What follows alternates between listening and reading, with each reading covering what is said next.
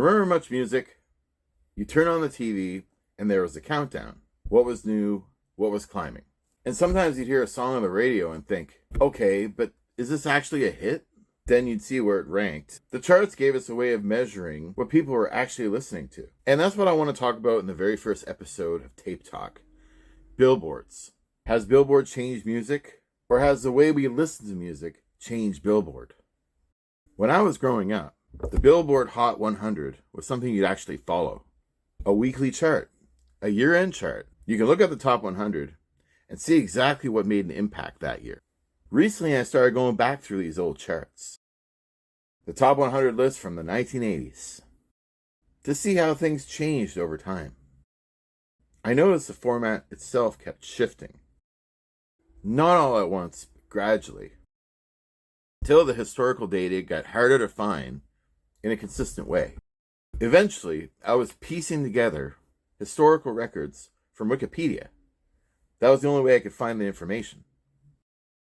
That got me thinking, why?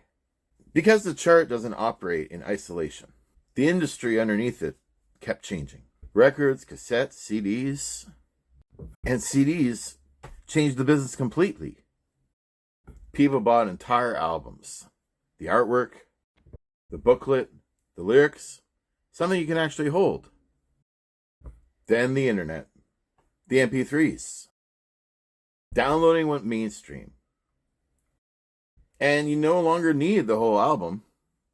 You could buy one song or eventually stream it. Billboard had to change too.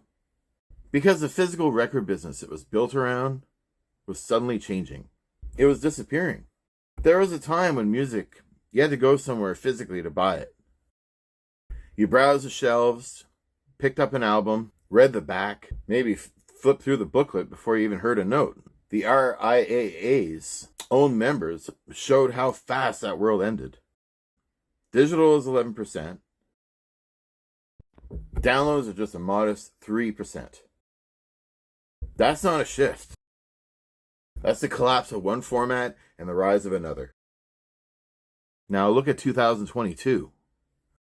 Streaming is 84%. When you stream a whole album instantly or skip straight to another song, the idea of the album changes. And so does a hit. In the CD era, an album may produce one hit song. Sometimes another, if you're lucky, a third or a fourth. Today, an artist drops an album and every song could appear there at once because everyone streams the whole thing on release day. I look at the Hot 100 now and I see one artist taking up half the chart.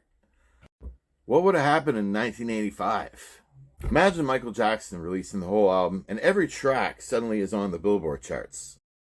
Not because it was individually released as a single over time, but everyone had access to it, so everyone was able to stream every song at once. Sounds absurd, but that's the streaming era. And it's not that the music got better or worse, it just shifted. The measurement changed. That's the real takeaway. Billboard's not actually measuring what people buy anymore. It's measuring what people actually listen to. Across radio, sales, downloads, or streaming all at once. Different eras, different measurements, different charts. Comparing a number one song from 1985 is nothing from 2025. It's not apples to apples. They both hit number one through completely different ecosystems. Look at today's top 100. You see rap, pop, R&B, country, all blended in together, bleeding into each other. Genres that used to have separate audiences now share one chart. Partly because the audience changed. You don't pick one radio station anymore. Country in the morning, rap in the afternoon, an 80s playlist at night, all coming from the same device. Maybe the music didn't get more complicated. Maybe our access to it did. And that's why the genre lines blurred. I miss the physical side of it. You know, the artwork, the lyrics, something that you can hold with you and something that just comes off a shelf. But when you're streaming something, you don't own it. You just have access to it, which isn't really the same thing. A service can change its catalog. A title can vanish from your country overnight. A company can lose its rights. And something you thought was yours it's just gone. That's the quiet contradiction of the digital age. Everything's supposedly available, and yet we almost own nothing. Which brings me to something that just happened. Columbia House is closing. It started in 1955 as a mail-order music club. It wrote every format that followed. CDs, records, cassettes, Blu-rays, DVDs, movies. Peaking at around 16 million members in the 1990s. But after 7 years, now it's gone. There's something that's poetic about that.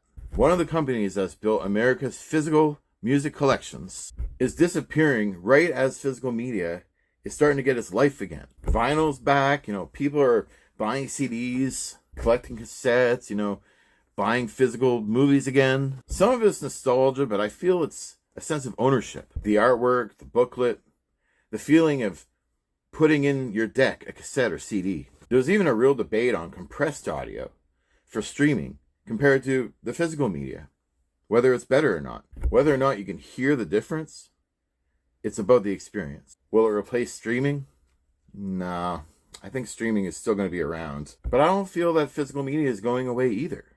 I think we're heading toward a split. Like physical media is for the collection, streaming is just for the convenience. It's easy to stream, but normally if you're listening to a song and you really want to buy the album, you'll do it to have in your collection. That's why I feel that physical media is surviving, because it's not just about streaming, it's about people wanting a collection and keeping it for themselves.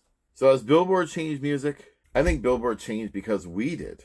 How we bought music, discovered it, and listened to it all changed. And eventually, how we measured a hit changed with it. Records to cassettes to CDs to downloads to streaming. And now we're coming full circle. Because after years being told that physical media is dead, people are actually starting to want something physical again. Something that can't vanish because, a streaming company decides to change its catalog. Which is maybe why I'm talking about Billboard, considering I have all these CDs behind me. Because sometimes the old way of doing things wasn't bad after all. This is Tape Talk. And that's my take.